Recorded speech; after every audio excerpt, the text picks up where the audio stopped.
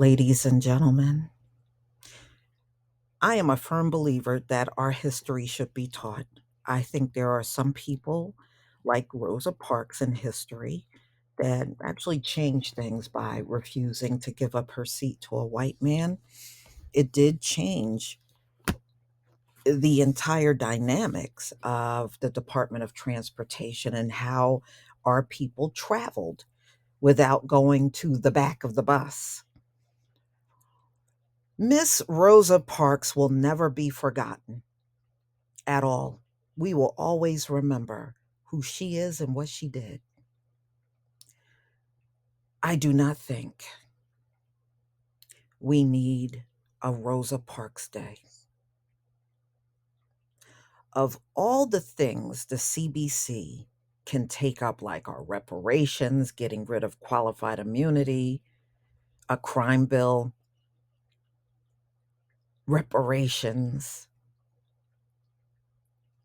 reparations, this is the measure they are taking up to make Rosa Parks Day a federal holiday. Again, a day we were not asking for. It is no disrespect to Rosa Parks at all. We don't need a Rosa Parks Day. And then we don't need them running around trying to act like they've done something for us when a federal holiday means everybody got that day off. No. Members of the Congressional Black Caucus are continuing efforts to make Rosa Parks Day a federal holiday to commemorate her arrest on December 1st, 1955. The U.S. Representative Joyce Beatty, Ohio, she says, while we are leading this, it is deeply personal to us. This is good for America. No, our reparations would be good for America because it would be many economic gains, not only for us, but for the entire country. Rosa Parks Day simply won't do that.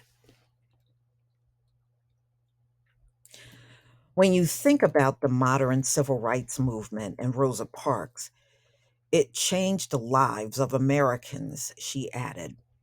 On Wednesday, the CBC chairman, Rep.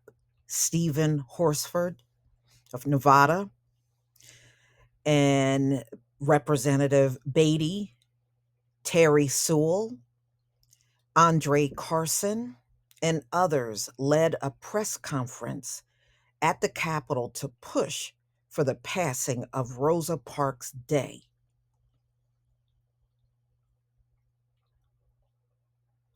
And you know what the worst part about it, y'all? Joe Biden will sign this. He'll sign this.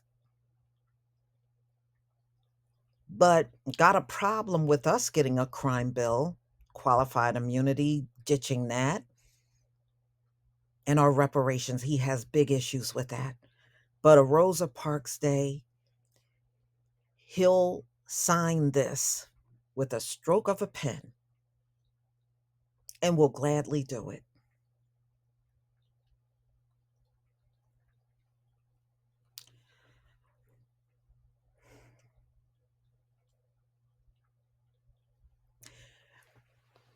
She took a stand against a city steeped in segregation. And in doing so, she sparked the beginning of a movement that changed the very fabric of our nation. What Parks endured in 1955 was not unusual in the South. There were others who were jailed prior to Parks' arrest for refusing to give up their seat to white passengers, including 15-year-old Claudette Cloyven. On March 2nd, 1955, Cloyven was detained for her refusal to relinquish her seat to a white commuter while riding on a bus in Montgomery, Alabama. Wow. A decade earlier, civil rights activist Bayard Rustin was forcibly removed from a bus in Tennessee for refusal to give up his seat and move to the back of the bus. Unlike the other cases, Parks' arrest garnered attention because of her connection to community activists and her position as a secretary for the local chapter of the National Association for Advancement of Colored People, the NAACP, Horsford, a co sponsor of the Rosa Parks Day bill, told reporters that the civil rights activists' arrest was monumental for our nation and for the fight for civil rights for Black Americans and really for all of America. That's why there should not be a Rosa Parks Day, because it ultimately is going to be for all of America to have a day off with pay. This is not something exclusively for us. And the CBC act like we get, us as a community getting something just for ourselves. It's like swallowing poison for them. Oh boy. I have nothing but admiration for Rosa Parks. But y'all, we don't need no damn, I don't want no Rosa Parks Day. I can't say it enough. I don't want a Rosa Parks Day.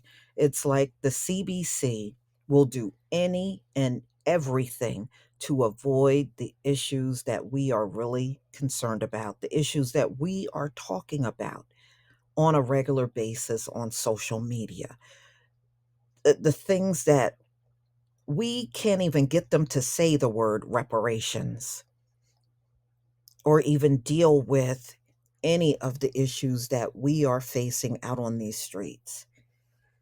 And it just, oh, this is so irritating. Let me go on. As a community, we have seen efforts to rewrite history, yes, but we're not the ones trying to rewrite history. All right. Them folks are trying to rewrite history because they don't want all the horrors of what they have done to come out. And they're trying to paint a narrative of things that never happened at all. And I guess we're supposed to just wake up and all have a bout of amnesia together and go along with their history. I'm sure not doing it. Not now, not ever. And, the lie that came out from Florida that Black people benefited from slavery. Oh, boy. Mm, mm, mm. Let me be loud and clear. Black people did not benefit from slavery, said a congressman, adding that that is why it is important for us to reclaim our history, to promote our history, because we understand that Black history is, in fact, U.S. history. Yes, and understand that reparations should still be on the table. Qualified immunity, a crime bill. Hello? Is anybody in Washington among the CBC? Are you,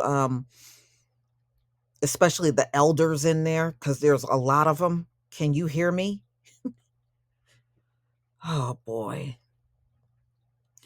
Betty Sewell and former Rep. Jim Cooper, Tennessee, first introduced a national Rosa Parks Day in September of 2021.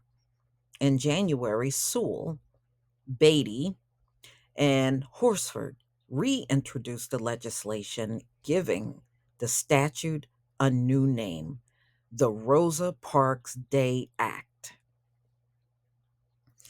If the legislation is enacted into law, It would mark a historical moment in U.S. history as the very first federal holiday to recognize a woman.